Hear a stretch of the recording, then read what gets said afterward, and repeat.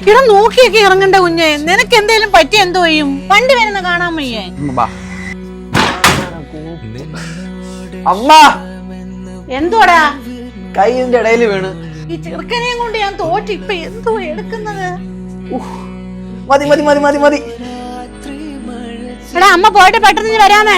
ശരി പോയിട്ട് വാ. പിന്നെ രേവന്റെ ഓർത്ത് ആഹാരം ഇരിപ്പുണ്ടെടുത്ത് കഴിക്കണേ. കഴിക്കാം. ഇതാ മറക്കല്ലേ. കഴിക്കാം അമ്മ. അമ്മയ്ക്ക് എൻ്റെ കാര്യോർത്ത് എപ്പോഴും അങ്ങ് ടെൻഷനാ. സത്യം പറഞ്ഞാൽ എനിക്ക് അമ്മയുടെ കാര്യോർത്ത ടെൻഷൻ. അച്ഛൻ മരിച്ചതിന് ശേഷം അമ്മയ്ക്ക് ഞാൻ മാത്രമേ ഉള്ളായിരുന്നു. അതിന് നിനക്കെന്തോ ഇത്ര ടെൻഷൻ? അത് നിനക്ക് പറഞ്ഞാൽ മനസ്സിലാവുമെന്ന് എനിക്കറിയത്തില്ല.